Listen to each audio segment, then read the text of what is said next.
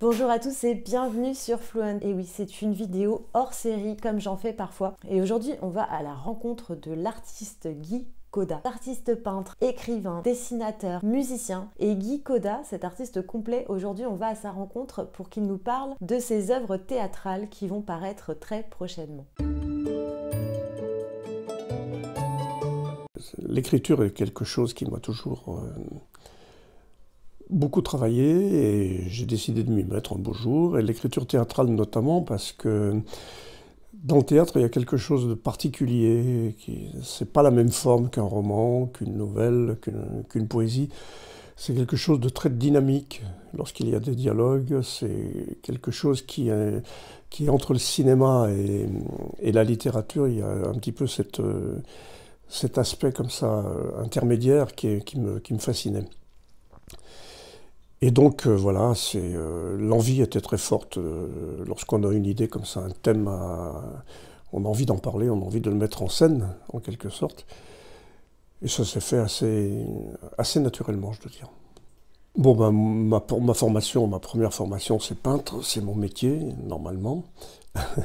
Je dis normalement parce que j'ai essayé aussi d'autres choses, mais c'est vrai que c'est d'abord la base de ma formation et de mes préoccupations. Mais l'écriture, dès l'école déjà, chez moi, a toujours été quelque chose qui me hantait, quoi. J'étais toujours très bien noté en rédaction, par exemple en français à l'école. C'était un de mes rares points forts, parce que pour le reste, j'étais plutôt mauvais. Et ça faisait longtemps que ça me travaillait, de l'envie d'écrire. Et puis bon, quand on est peintre, quand j'ai fait aussi un peu de musique à une époque. Comme on dit, on ne peut pas être partout. Et puis un beau jour, bon, ben, ça s'est manifesté, voilà. Et donc le sujet, en fait, j'ai écrit 3 pièces. La première est une métaphore sur l'échec, sur la vie, avec un certain nombre de petites parenthèses sur le racisme, sur la solitude, sur l'altérité, voilà.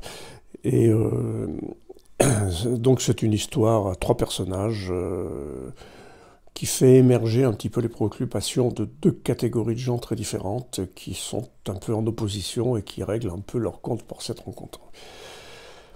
La deuxième pièce est une pièce qui m'est plus, je dirais plus proche, puisque j'essaie de traiter là dans cette seconde pièce qui s'appelle Puzzle, les problèmes que rencontre un artiste lorsqu'il est tiraillé, voire même déchiré, entre les exigences de son métier et les nécessités de sa vie sociale. Et ce sont 2 choses, comme vous le savez sans doute, qui sont très très souvent en contradiction, en opposition même, et qui peuvent provoquer des tensions extrêmement douloureuses et difficiles à régler. C'est un problème évidemment que j'ai vécu en tant que peintre, que je continue à vivre d'ailleurs en tant qu'artiste, et j'avais envie de le mettre en forme, et en même temps je n'avais pas envie du tout d'écrire une histoire linéaire, classique, telle qu'on les voit généralement au théâtre. Et donc je me suis dit que l'idée était peut-être de prendre des moments comme ça de la vie d'un artiste, que ce soit le même ou pas le même, la limite ça n'a aucune importance, mais de créer comme ça des flashs sur une situation donnée, à un moment donné, mais toutes liées bien sûr à cette problématique de base qui est la relation sociale et la relation à la pratique de l'art. Voilà. Donc ça s'appelle Puzzle et c'est construit comme un puzzle. Ce sont un certain nombre de petites scènes qui sont mises comme ça, pas forcément dans un ordre chronologique, ce qui dynamise un peu la pièce parce qu'on fait des sauts comme ça dans le temps et dans l'espace et finalement il y a quand même un lien entre tout ça. Et in fine, on arrive quand même à faire la part des choses. Et j'avais trouvé que ce principe était assez intéressant à traiter. Voilà. Quant à la troisième pièce, c'est plutôt une plaisanterie qu'une pièce. À mon sens, elle est presque injouable. Mais c'est plutôt même une poésie théâtrale, je dirais. C'est l'histoire pour faire simple, pour faire court, c'est l'histoire d'un poisson qui est amoureux d'une oiselle et c'est toutes les difficultés qu'il a à essayer de sortir de sa condition pour arriver à réaliser son rêve, c'est-à-dire séduire cette oiselle qui ne se laisse pas forcément faire tout de suite. Et voilà, mais il y avait une dimension poétique là-dedans qui m'intéressait. Voilà. Sujet peut-être assez banal puisqu'on l'a repris dans des chansons, c'est un thème rebattu, mais moi je l'ai traité d'une façon un peu plus personnelle.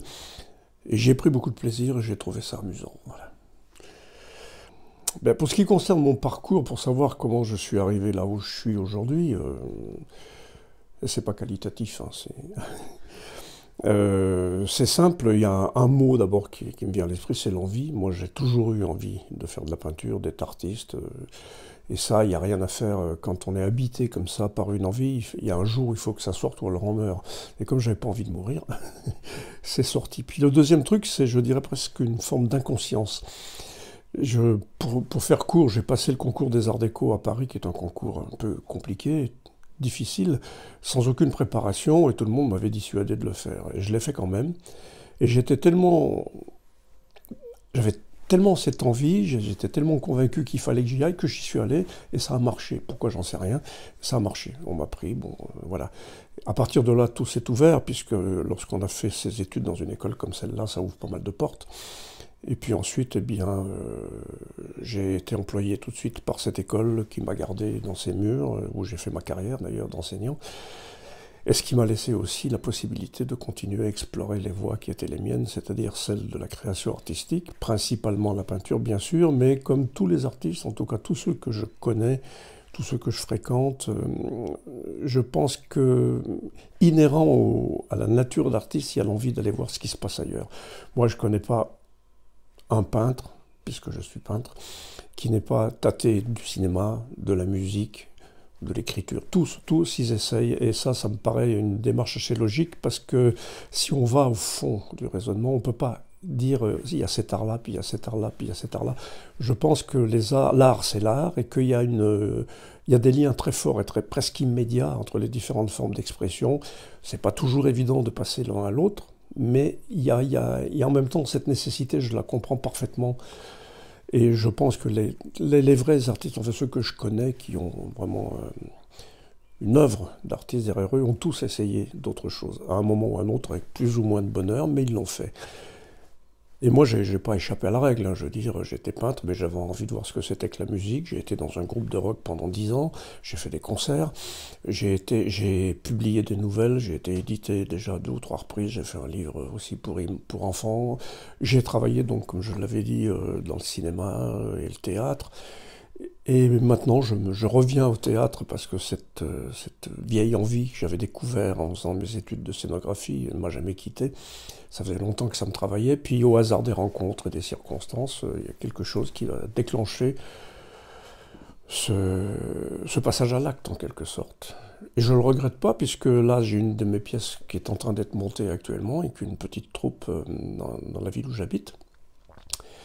Et puis ce livre qui a séduit un éditeur, mais ces pièces qui ont séduit un éditeur et qui est en train d'être édité, qui va sortir, je pense, d'ici vers le mois de mai, juin, quelque chose comme ça.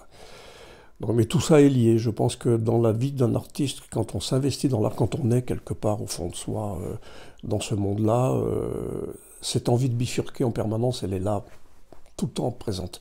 Je me vois mal d'ailleurs, moi, m'enfermer toute l'année, toute ma vie, dans la même production, du même style, des mêmes choses, ça me paraît suicidaire. Et comme j'ai pas envie de mourir, encore une fois, je tente d'y échapper par tous les moyens, notamment en allant essayer d'autres choses. Et ça m'est totalement nécessaire, indispensable. Je ne pourrais pas faire autrement. Alors je dois, juste pour préciser, c'est que je ne suis pas venu au théâtre par hasard, parce que j'ai fait mes études aux Arts Déco à Paris, et j'ai un diplôme de scénographe, et j'ai commencé effectivement ma vie professionnelle d'artiste dans la scénographie, cinéma et théâtre, où j'ai travaillé pour quelques films, quelques pièces de théâtre.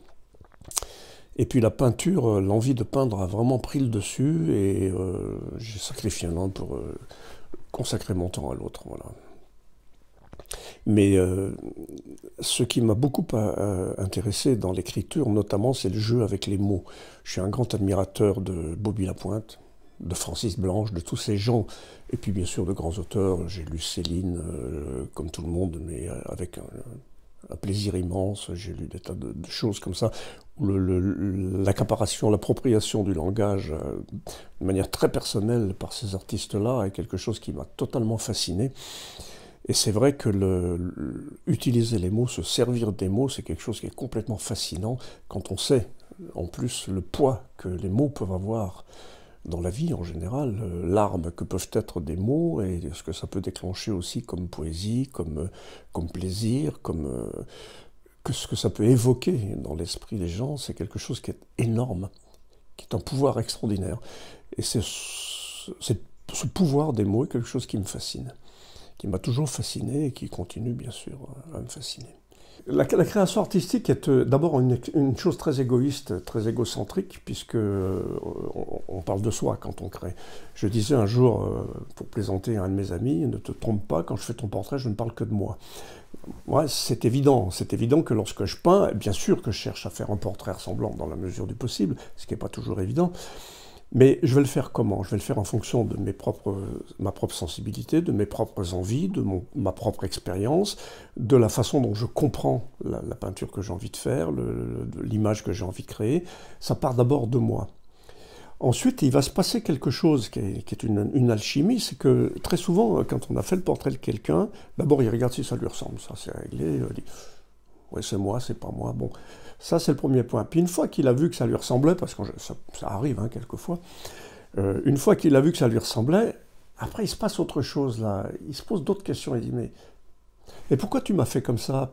Ah oui, mais c'est vrai que c'est pas mal, oui, là, la lumière comme ça. Oui. Vous voyez, il y a toute cette espèce d'alchimie, brusquement quelque chose qui se construit dans la tête de l'interlocuteur, qui commence à rentrer dans votre logique, peu à peu, parce qu'elle n'est pas forcément évidente au premier degré, hein, comme je l'ai dit tout à l'heure, c'est une chose un petit peu compliquée, mais comme ça, il y a cet échange qui se produit. Et alors, ce qui me surprend le plus dans cette histoire-là, qui peut paraître peut-être un peu contradictoire avec ce que j'ai dit tout à l'heure, mais pas forcément, j'ai toujours demandé, lorsque j'ai fait une peinture pour laquelle j'ai du mal à me faire une idée, parfois on est un peu dépassé par ce qu'on a fait, je demande très souvent l'avis de gens qui ne sont pas du métier, qui sont vraiment le quidam. Parce que ces gens-là n'ont pas d'a priori, justement. Et la spontanéité de leur réponse est souvent très très éclairante. Elle peut être complètement négative, hein. Mais même lorsqu'elle est négative, elle vous dit des choses, elle vous indique des choses qui sont toujours vachement importantes. Ce qui n'est pas toujours le cas avec des gens qui sont du métier ou qui prétendent l'être, parce qu'ils ont souvent des choses à prouver, ils ont souvent peut-être des a priori, c'est pas du tout la même histoire. Et donc... les réactions des gens, c'est toujours intéressant parce que ce qui prouve peut-être qu'on a fait quelque chose de bien, c'est que quand on voit ce que je viens de décrire, c'est ce cheminement qui se fait progressivement dans la tête de celui qui est en face de vous, ou de celle, hein, pardon mesdames, et on se dit tiens, là il y a quelque chose qui... Ah, ça marche, la chimie elle est en train de se faire. Vous savez, comme quand on fait de la cuisine, on ne sait pas si ça va marcher, puis on voit la sauce qui commence à se faire, là tout ça, qui commence à être bien épaisse, bien... C'est pareil, tout d'un coup, ça commence à bien cuire, ça se met en place, et paf, tout d'un coup, on a la réponse, ça a marché. Alors, ça ne marche pas comme ça à tous les coups, hein, bien sûr, mais là, on a une grosse émotion parce qu'on se dit, tiens, j'ai peut-être pas trompé. Que ce soit un portrait ou pour autre chose, d'ailleurs, hein, peu importe, hein, la question n'est pas là. Mais donc, c'est un échange permanent, mais qui part toujours de soi. On ne peint pas pour les autres au départ, on peint ce qu'on est, voilà. On peint pour soi, on peint ce qu'on est, ou on dessine, ou on écrit pour soi, ou pour ce qu'on est. Et ensuite, cet échange se fait ou se fait pas, en fonction d'une part, bien sûr, de la qualité de la matière qu'on donne à l'autre, et puis en fonction aussi du récepteur, s'il a les moyens et l'envie de comprendre ce qu'on lui propose.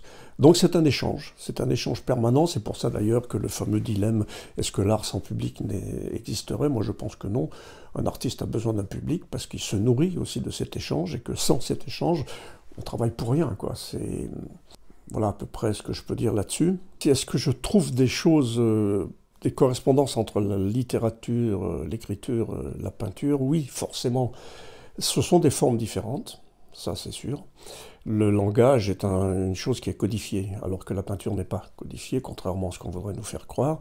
Donc là, on a quelque part une vraie différence. Mais après, à l'intérieur de ça, c'est ce qui différencie d'ailleurs la poésie ou la littérature du langage courant, c'est qu'à l'intérieur de ce langage, on peut le manipuler et en faire quelque chose de différent, en fonction de sa sensibilité, en fonction de ses envies, comme dans la peinture, comme dans le dessin. Vous voyez, quand on fait un dessin, si on se dit par exemple, je vais faire un dessin figuratif, ok, je vais peindre un cheval, dessiner un cheval. Ok, ça sera un cheval, mais ce cheval, il peut avoir toutes les formes. Il n'est pas forcément il n'est pas forcément réaliste, il n'est pas forcément bien proportionné, on peut lui apporter d'autres choses.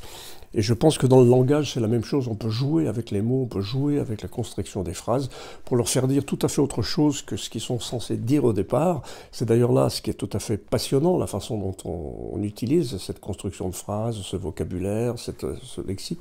Et c'est, quelque part, oui, il y a un parallèle, un vrai, avec la peinture ou la musique, ça me paraît assez évident.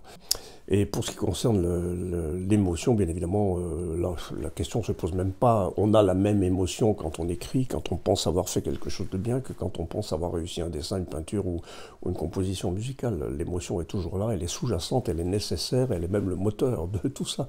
S'il n'y a pas d'émotion, il n'y a plus de création. Alors, comment on véhicule l'émotion à travers la création? Ben, là, c'est pas à moi de le dire. Je veux dire, nous, on fait ce qu'on sait faire, ce qu'on peut faire, ce qu'on a envie de faire.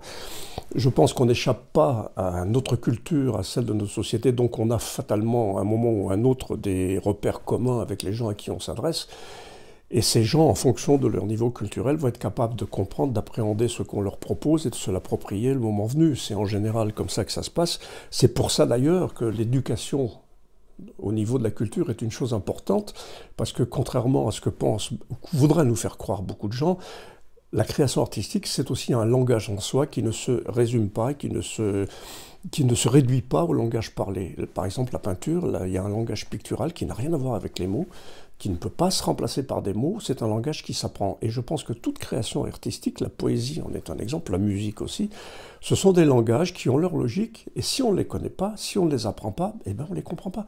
C'est aussi bête que ça, c'est pour ça que l'éducation artistique, la culture, me paraît un point tellement essentiel dans l'évolution des gens, dans l'évolution d'une société, que si on la néglige, on va arriver à ce à quoi on commence à assister aujourd'hui, à une espèce de nivellement par le bas. Il n'y a qu'à allumer la télé, on a tout de suite compris. Voilà. Que le véhicule de l'émotion qu'on espère provoquer chez notre spectateur, en quelque sorte, il est le résultante de deux choses: ce que moi j'ai produit et ce que lui reçoit en fonction des outils qu'il a pour le recevoir. C'est ça, le véhicule d'émotion. Mais moi, quand j'écris, je me dis pas, je vais essayer de créer de l'émotion chez mes voisins. Je me dis, moi, voilà, j'ai envie de faire ça, ça me plaît, c'est comme ça que je le sens. Après, si émotion il y a, ça veut dire d'une part, si vraiment ça provoque une émotion, ça veut dire qu'une part, que j'ai fait quelque chose qui en contient, tant mieux, j'en suis ravi. Et ça veut dire aussi qu'en face, donc le deuxième pôle de cette action, celui qui le reçoit est capable de le recevoir et de se l'approprier. Voilà, c'est ça le truc. C'est pour ça que je redis encore une fois que si on veut que l'émotion circule, c'est comme dans un courant électrique, il faut qu'il y ait deux pôles pour que ça passe de l'un à l'autre. Et bien là, dans l'émotion, il faut qu'il y ait les deux pôles. Il y a celui qui la crée et celui qui la reçoit. Et s'il y en a un des deux qui est défaillant, ben l'émotion ne passera pas. C'est aussi bête que ça.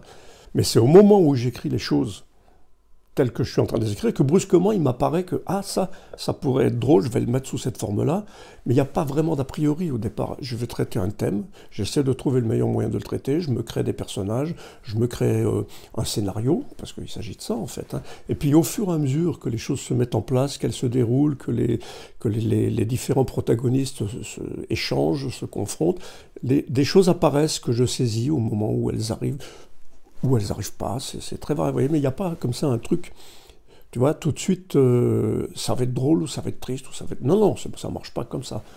Enfin, pas pour moi. Alors, c'est difficile de répondre à cette question, de savoir quelles sont les qualités pour être un bon apprenti. Apprenant, moi je ne sais pas.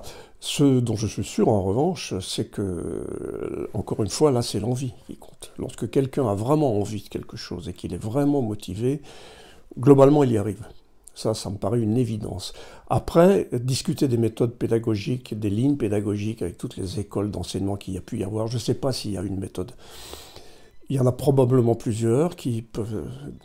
Bonnes, pas bonnes, je ne sais pas. Là, je ne suis pas expert en la matière. Ce que je sais en matière d'art, pour ce qui me concerne en tout cas, c'est qu'il est difficile d'imaginer une seule façon d'enseigner l'art, parce que l'art est une chose complexe, qui ne repose pas sur des bases établies, comme on pourrait le dire avec la géographie ou l'histoire, qui repose sur des matières vérifiées. L'art, c'est une chose tellement mouvante, tellement fluctuante, qu'il me paraît difficile d'établir une ligne de conduite absolue et définitive. Alors, effectivement, il y a des choses auxquelles on doit se tenir. Lorsque quelqu'un, par exemple, apprend à dessiner, On sait bien qu'il y a un minimum de base à lui donner, commencer à regarder un peu comment sont les choses dans la réalité, travailler d'après nature, comprendre ce que c'est qu'une forme, une proportion, ça c'est indispensable.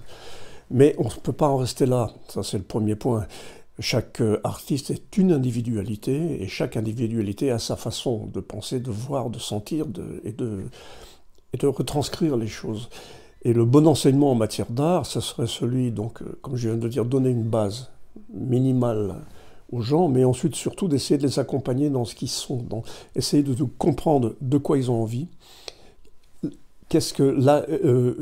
où est-ce qu'ils s'expriment le mieux, dans quel sens ils ont envie d'aller, parce qu'entre deux artistes, il n'y en a pas deux qui font la même chose, hein, ou alors ils le font exprès et ne sont pas de vrais artistes. Mais un créateur authentique, il a une singularité, qu'on le veuille ou non, et c'est bien ce qui différencie les artistes des imitateurs. L'artiste est un être singulier, et du fait de cette singularité, on ne peut pas appliquer à tout le monde la même recette, ça me paraît évident. Donc ça, c'est la grande difficulté de l'enseignement de l'art. Je parle là de ce que je connais, qui est celui du dessin et de la peinture. Et je l'ai vécu aux Arts Déco. Quand j'avais des élèves j'avais des groupes de 15-20 élèves aux Arts Déco. Il n'y en avait pas deux qui étaient pareils, et ils n'avaient pas tous le même niveau, ils n'avaient pas tous la même envie, la même compréhension des choses, et ils étaient capables de faire des choses différentes les uns des autres. La vraie difficulté consiste à trouver ce qu'ils sont, ce vers quoi il faudrait les amener, mais pour ça encore faut-il qu'ils se révèlent. Alors là, on se trouve confronté à un autre problème, c'est celui de leur blocage, de leurs inhibitions, de leur méconnaissance parfois de ce domaine-là, et c'est effectivement très difficile. Le rapport avec les langues, je pense que je ferai un rapport aussi avec les langues et les mathématiques. Dans les mathématiques, il y a des règles, bon, ça s'apprend, mais il y a aussi de l'invention, il y a des gens qui sont des créateurs en mathématiques. Et je pense que dans les langues, il doit y avoir aussi quelque part cette façon d'aborder le problème qui peut permettre d'amener quelque chose de nouveau, de comprendre le sens des langues différemment. Je ne sais pas, là, moi je ne suis pas spécialiste en la matière, mais j'ai l'impression que c'est pas figé non plus, en sachant qu'en plus une langue c'est quelque chose de vivant qui se modifie au fil des années en fonction des situations sociales, des structures de la société qui bougent, des réalités socio-économiques, politiques et tout. Une langue me paraît une chose vivante qui bouge, donc effectivement il faut être capable de s'adapter aussi à ça. Et je pense que là il y a un point commun avec l'art, c'est que c'est pas quelque chose de figé, de fini, voilà. L'expression « toucher à tout bon à rien », ça veut rien dire. C'est une phrase qui sert à stigmatiser certains comportements, qui peut être juste dans certains cas, mais dans le cas qui nous occupe, en tout cas celui de la création artistique, pour moi ça n'a aucun sens. Quand on prend par exemple, comme tu viens de le dire, les gens de la Renaissance, ils n'étaient pas si spécialisés que ça. Ils savaient faire plein d'autres choses différentes. On le voit d'ailleurs, Léonard de Vinci en est un exemple, peut-être le plus bel exemple, mais tous les autres fonctionnaient tous comme ça, ils savaient tous faire des choses, ils étaient tous un peu mathématiciens, philosophes, architectes, écrivains, tous. Michel-Ange était écrivain, poète, voilà. Donc la spécialisation, je pense qu'elle est aujourd'hui le produit d'une société qui évolue vers toujours plus de profit et qui a comme seul but d'être le plus rentable possible. Être spécialisé, c'est être rentable. In fine, quand on analyse bien les choses, c'est viser un maximum d'efficacité pour être le plus productif, donc le plus rentable possible. Et c'est soutenu par comment dirais-je, mouvement de la culture du monde occidental qui régresse tous les jours de manière dramatique. Et il y a des gens qui s'y emploient et qui le font très bien d'ailleurs pour la faire régresser. Et je pense que là, on est dans une phase de notre société en pleine décadence. Parce que quand une société se déculture, comme je le dis, c'est qu'elle commence à être dans une certaine décadence. Et ça ne peut pas durer comme ça. Un jour ou l'autre, ça va mal se terminer. Parce que si on enlève la dimension de la culture et si on ajoute à ça les carences de l'éducation, on va vers une catastrophe. On est déjà bien implanté dedans. Et je pense que les artistes ont leur place à tenir, leur rôle à jouer dans cette histoire-là, en essayant de faire remonter un petit peu, autant que faire se peut avec les moyens qu'on ne leur donne plus, malheureusement, faire remonter un peu le niveau de tout ça, ça devient très compliqué. On en voit les effets aujourd'hui d'ailleurs avec la crise du Covid, qui fait que le domaine culturel a peut-être celui qui a le plus trinqué finalement dans cette affaire-là. Et on va en avoir les effets, ça va ne faire, à mon sens, qu'aggraver la situation. Je veux dire une dernière chose, oui, la pratique de l'art, quel qu'il soit, c'est à la fois la chose la plus jouissive et en même temps c'est un problème permanent. C'est une souffrance permanente parce que c'est une remise en question permanente. Voilà, si on fait ça correctement, je veux dire, hein, si on ne fait pas ça juste pour reproduire les mêmes choses histoire de gagner un peu de fric, ce qui est un autre problème. La création artistique, c'est, j'ai un exemple que je prends souvent pour parler de ça, c'est le paradoxe de Zénon, c'est-à-dire que Achille court après la tortue, parce qu'il veut la rattraper, mais il la rattrapera jamais. Et dans la création artistique, c'est exactement ça. On est toujours à la poursuite de quelque chose qu'on atteint partiellement, quelquefois, mais qu'on n'atteindra jamais vraiment, sinon ce serait fini. Et d'ailleurs, ce que je me plais à dire aussi, c'est que le tableau que je préfère de tous ceux que j'ai fait, c'est celui que je ferai demain. Voilà. Donc pour moi, c'est ça. Hein, l'art, c'est ça. Alors un peu d'autopromotion, ben pourquoi pas. Donc j'ai une pièce de théâtre qui est en train de se monter à Chartres, avec une petite troupe. La première pièce que j'ai écrite et qui sera dans ce livre, qui s'appelle Bagage à main. C'est une pièce qui parle de l'échec, qui parle de la solitude, qui parle de l'altérité, qui parle du racisme. Bon, je vous en dis pas plus, vous achèterez le livre quand il sortira. Et donc cette pièce est en train d'être montée, je pense qu'elle sera opérationnelle, parce que là on est en pleine crise de Covid, donc les choses sont un peu compliquées, mais je pense que d'ici octobre, je pense qu'elle sera présentée au public pour la première fois en octobre, d'après les dernières choses qu'on a pu voir avec ma petite équipe là ces jours-ci. Quant au livre, donc cet éditeur est en train de mettre ce livre en forme. Il sortira, je pense, d'ici le début de l'été, fin du printemps, début de l'été. Je n'ai pas encore de date précise. Voilà. Il y aura donc ces 3 pièces dans ce livre. Donc le titre du livre, ce sera le titre des 3 pièces, Bagage à main, Puzzle et Poisson volant. Et l'éditeur, c'est Banlieue Est Édition. Alors vous pouvez consulter mon travail, j'ai sur mon site internet, codapeintre.com, c'est odapeintre.com, tout en minuscule. Et là, vous avez mon site où vous pourrez voir mon travail. Je suis l'auteur de nouvelles qui ont été publiées il y a maintenant une dizaine d'années aussi. Oui, j'avais un vieux fantasme dans ma tête, je voulais faire un livre pour enfants, parce que j'étais moi-même un grand amateur de livres pour enfants, surtout avec ma fille, à qui j'ai acheté beaucoup de livres, et un de nos grands plaisirs d'ailleurs à tous les deux quand elle était gamine, c'était que tous les soirs, je lui lisais une histoire sur ces beaux albums que je lui avais achetés, et c'est un univers qui m'a toujours fasciné. Et j'ai donc eu envie un jour d'en faire un, puis j'en ai fait un, puis qui a séduit là aussi un éditeur. Ce livre s'appelle L'effaceur de couleurs, voilà, aux éditions Dumont, en 2 mots. Il est encore, vous pouvez le trouver, hein, on ne le trouve pas forcément en boutique parce qu'il y a déjà plus de 10 ans qu'il est sorti, mais vous tapez l'effaceur de couleurs par Guy Coda sur internet, vous le trouvez chez Google, chez Amazon, vous le trouvez partout, et si vous allez dans une librairie, ce qui est quand même mieux que d'aller chez Amazon, vous pouvez vous le faire commander, vous l'aurez sans problème, il a 14 € je crois, quelque chose comme ça. Et le mot de la fin, c'est si vous avez des enfants qui ont envie d'être artistes, surtout ne les en empêchez pas, aidez-les. Et voilà pour cette interview de Guy Coda, j'espère qu'elle vous a plu. Je vous mettrai les liens vers ses pièces de théâtre et vers ses différentes œuvres dans la description de la vidéo. N'hésitez pas à aller y jeter un œil. J'espère que cette vidéo vous a plu. Si c'est le cas, vous pouvez la liker, la partager, vous abonner, activer les notifications, nous suivre sur les réseaux sociaux. Et je vous dis à la semaine prochaine pour une nouvelle vidéo.